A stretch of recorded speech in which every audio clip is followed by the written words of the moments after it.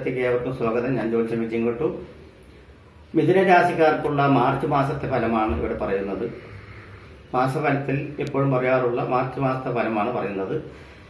മകീരത്തിന്റെ പകുതി ഭാഗവും തിരുവാതിരയും പുണർദത്തിന്റെ മുക്കാൽ ഭാഗവും ചേരുന്ന മിഥുനൻ രാശിക്കാർക്ക് ഗുണദോഷ മിശ്ര ഫലമാണ് കാണുന്നത്. ഗുണദോഷ മിശ്രത്തിൽ ഗ്രഹസ്ഥിതി ഒന്ന് പരിശോധിക്കാം. ഗ്രഹസ്ഥിതിയിൽ 2 രാഹുവും 6 ഭാവത്തിൽ ഗുരുവും 7 ഭാവത്തിൽ ശനിയും 8 ഭാവത്തിൽ ശുക്രനും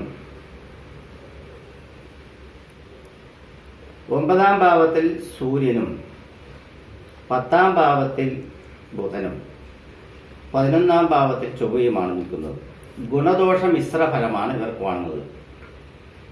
അതായത് ഗുണദോഷ മിശ്രം എന്ന് വെച്ച് പറഞ്ഞാൽ പൊതുവെ സാമ്പത്തിക മേഖല കുറച്ച് കുറഞ്ഞിരിക്കും.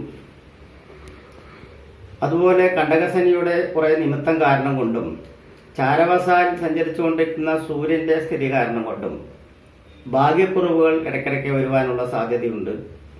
അതുപോലെ തന്നെ ഉഷ്ണസംബന്ധമായിട്ടുള്ള ഉഷ്ണ സമയമായത് കാരണം കൊണ്ട് തന്നെ ഉഷ്ണസംബന്ധമായിട്ടുള്ള അസുഖങ്ങൾ വരുവാനുള്ള സാധ്യത ഇവർ കാണുന്നുണ്ട്.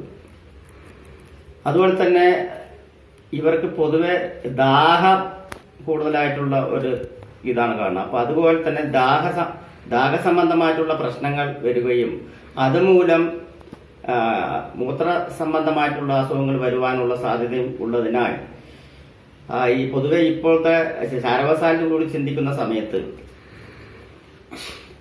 ഉഷ്ണസമ്മത്തെ ചെറുക്കുവാനായിട്ട് ഔഷധ സേവയുള്ള ജലപാനങ്ങൾ കഴിക്കുന്നത് വളരെ ഉത്തമമാണ്. പൊതുവെ വെള്ളം ധാരാളം കുടിക്കുന്നത് മൂലവും അതുപോലെ തന്നെ ഔഷധ സേവയുള്ള ജലപാനങ്ങൾ കഴിക്കുന്നത് മൂലം കൊണ്ടും വാർദ്ധക്യത്തിൽപ്പെട്ടിരിക്കുന്നവർക്കെല്ലാം ഏകദേശം 55 വയസ്സ് 60 വയസ്സ് കഴിഞ്ഞിരിക്കുന്നവർക്കെല്ലാം ഈ സംബന്ധമായിട്ടുള്ള ഉഷ്ണ സംബന്ധമായിട്ടുള്ള ഒരു അസുഖം വരുവാനുള്ള സാധ്യത കൂടുതലായി കാണുന്നുണ്ട്. വളരെ സൂക്ഷിക്കണം. അതുപോലെ തന്നെ കർമ്മ മേഖലയാണ് പൊതുവെ എല്ലാവരും ചിന്തിക്കുക. കർമ്മ മേഖലയിൽ കുറച്ചൊക്കെ ഒരു നേട്ടങ്ങൾ കൈവരണമെങ്കിൽ മാർച്ച് അവസാനം 27-ാം തീയതി ഇവർക്ക് വ്യാഴത്തിന്റെ ഒരു മാറ്റം 7-ാം ഭാവത്തിൽ വരുന്നത് കാരണം കൊണ്ടും അതുമൂലം കുറച്ച് ഭാഗ്യകടാക്ഷങ്ങളും ഐശ്വര്യവും അഭിവൃദ്ധിയും വിവാഹാദി മംഗളകർമ്മങ്ങളും എല്ലാം വരുവാനുള്ള ഒരു സാധ്യത അവസാന ഭാഗം കാണുന്നുണ്ട്, മാർച്ച് അവസാനത്തോടു കൂടിയിട്ട്. അതുപോലെ തന്നെ ഗവൺമെന്റ് സംബന്ധമായിട്ടുള്ള തടസ്സങ്ങളെല്ലാം മാറണമെങ്കിലും ഈ സമയം തന്നെ വേണ്ടിവരും. ഗവൺമെന്റ് സംബന്ധമായിട്ടുള്ള എല്ലാവിധ ലോണുകളും അവിടെ തടസ്സപ്പെട്ട് കിടക്കുവാനും പേപ്പർ വർക്കുകൾ ബെൻഡിങ് വരുവാനും അതുപോലെ തന്നെ ഗവൺമെന്റ് സംബന്ധമായിട്ടുള്ള എല്ലാ താലൂക്ക് മേഖലയാണെങ്കിലും വില്ലേജ് സംബന്ധമായിട്ടുള്ള മേഖലയാണെങ്കിലും എല്ലാം അവിടെയുള്ള പേപ്പർ വർക്കുകളെല്ലാം വളരെ താമസിച്ച് വരുവാനുള്ള സാധ്യത കാണുന്നുണ്ട്. ഭവന നിർമ്മാണത്തിൽ ഏർപ്പെട്ടിരിക്കുന്നവർക്കെല്ലാം കുറെ കാലതാമസത്തിന് ശേഷം മാർച്ച് 27-ന് ശേഷം അത് തുടങ്ങി വയ്ക്കുവാനുള്ള ഒരു കാലഘട്ടം ഇവർക്കുണ്ടാവുന്നതാണ്. പുതിയ വാഹനങ്ങളെല്ലാം വാങ്ങിക്കാൻ ആഗ്രഹിക്കുന്നവർ മാർച്ച് 27 ശേഷം വാങ്ങിക്കുകയാണ് കുറച്ചും കൂടെ ഉചിതം. പൊതുവെ 7-ാം ഭാവത്തിൽ ശനി സഞ്ചരിച്ചുകൊണ്ടിരിക്കുകയും അതൊരു നിവൃത്തി സ്ഥാനമായത് കാരണം കൊണ്ടും കുറെ കാര്യങ്ങൾ മനപ്രയാസമുണ്ടാക്കുന്ന കാര്യങ്ങളാണ്. ഒരു കാര്യത്തിന് ഇറങ്ങിത്തിരിച്ച് പോവുകയും അതിൽ പരാജയപ്പെട്ടു വരുന്ന ഒരു സ്ഥിതിയും ഇവർക്ക് ഉണ്ടാകാനുള്ള സാധ്യതയുണ്ട്. അതിനുവേണ്ടി ശാസ്താവിനെ പ്രീതിപ്പെടുത്തുക എന്നുള്ളതും ശനിഗ്രഹത്തെ പ്രീതിപ്പെടുത്തുക എന്നുള്ളതും ഗ്രഹഹോമങ്ങളും ഗ്രഹപൂജകളും നടത്തുക എന്നുള്ളതൊക്കെയാണ് പരിഹാരമായി പറയുന്നത്. സിനിമാ മേഖലയിൽ പ്രവർത്തിക്കുന്നവർക്കാകട്ടെ കുറച്ച് പ്രയാസകരമായിട്ടുള്ള ഒരു സമയം തന്നെയാണ്. മിക്കതിലും പരാജയപ്പെടുവാനും മിക്കതിലും പരാജയങ്ങൾ ഏറ്റുവാങ്ങുവാനും ഉള്ള ഒരു സമയമാണ്. സേനാധിപത്യം വഹിക്കുന്നവർക്കെല്ലാം ചൊവ്വ 11-ൽ നിൽക്കുന്ന കാരണം വലിയൊരു കുഴപ്പമില്ല. പക്ഷെ രാഷ്ട്രീയത്തിൽ പ്രവർത്തിക്കുന്നവർക്കെല്ലാം മാനഹാനി ഉണ്ടാവാനുള്ള സാധ്യതയും വാക്കുകളാൽ അബദ്ധങ്ങൾ വരുവാനുള്ള സാധ്യതയും ഇവർക്കുണ്ട്. അത് കാരണം സൂക്ഷിച്ച് കൈകാര്യം ചെയ്യണം എന്ന് തന്നെ പറയാം. ഗവൺമെന്റ് ജോലി ചെയ്യുന്നവർക്ക് പ്രമോഷനായി പ്രതീക്ഷിക്കുന്നവർക്ക് ഇനിയും കുറച്ച് കാലതാമസം എടുക്കേണ്ടി വരും. അതുപോലെ തന്നെ ജലയാത്ര ചെയ്യുന്നവർക്കെല്ലാം ദോഷസമയമാണ്. വിമാനയാത്ര ചെയ്യുന്നവർക്കും ദോഷസമയമാണ്. വളരെ ദൈവഭക്തിയോടുകൂടി ഇരിക്കുകയാണെങ്കിൽ കുറേയൊക്കെ സമാധാനം കിട്ടും. കണ്ടകശനിയെ ചെറുക്കുക എന്നുള്ളത് തന്നെയാണ് മെയിനായിട്ട് പറയാനുള്ളത്.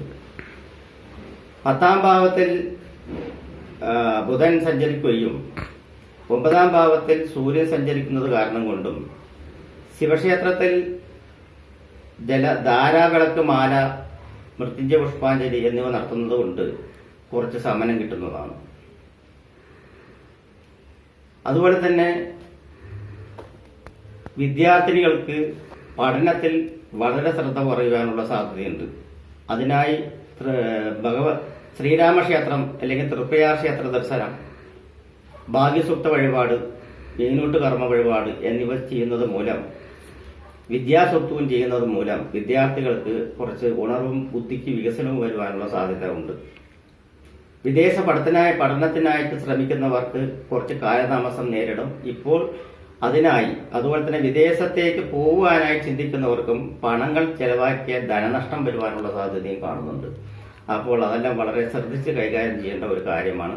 ഇവർക്ക് തീർച്ചയായിട്ടും ഇപ്പോൾ ചുരുക്കി പറയുകയാണെങ്കിൽ മകീര നക്ഷത്രത്തിൽപ്പെട്ടിരിക്കുന്ന അവർക്കെല്ലാം ഭഗവതിങ്കൽ വിളക്ക്, മാല, പായസം എന്നിവയും ഭാഗ്യസൂക്ത വഴിപാടും നടത്തുന്നത് മൂലം വളരെ പരിഹാരങ്ങൾ കിട്ടുന്നതാണ്. ശാസ്താവിന് അതുപോലെ തന്നെ നീരാഞ്ജന നെയ്വിളക്ക് നടത്തുന്നതും ഉചിതമാണ്. തിരുവാതിര നക്ഷത്രത്തിൽ ജനിക്കുന്നവർക്കെല്ലാം നക്ഷത്ര പക്ക പിറന്നാൾ തോറും നാഗക്ഷേത്രത്തിൽ നാഗപൂജ നടത്തുകയും അതുപോലെ തന്നെ നാഗങ്ങൾക്ക് പ്രീതി വരുത്തുന്നത് വർഷം അതിൽ നിന്നും കുറേയൊക്കെ ഭാഗ്യകടാക്ഷം വരുവാനുള്ള സാധ്യതയുണ്ട്. പൂർണ്ണത നക്ഷത്രത്തിൽ ജനിച്ചിരിക്കുന്നവർക്കെല്ലാം വ്യാഴപ്രീതി, ഗുരുവായൂരപ്പന്റെ പ്രീതി, ഗുരുവായൂർ ക്ഷേത്ര ദർശനം, അവിടെ പാൽപ്പായസം, അതുപോലെ തന്നെ വെണ്ണകതറിപ്പഴം, ത്രിമധുരം എന്നിവയും മമ്മിയൂർ ക്ഷേത്രത്തിൽ മൃത്യുഞ്ജയ പുഷ്പാഞ്ജലിയും ഭാഗ്യസൂക്തവും നടത്തുന്നതുകൊണ്ടും വളരെ ഒരു അനുഭൂതി, അതായത് ഒരു പുണ്യം കിട്ടുകയും ദൈവാനുഗ്രഹം വരുത്തുന്ന ഒരു ഇത് വരികയും ചെയ്യുന്നത് കൊണ്ട് കുറേയൊക്കെ ഈ മാസത്തിലത്തെ ദോഷഫലങ്ങൾ കുറയ്ക്കാം.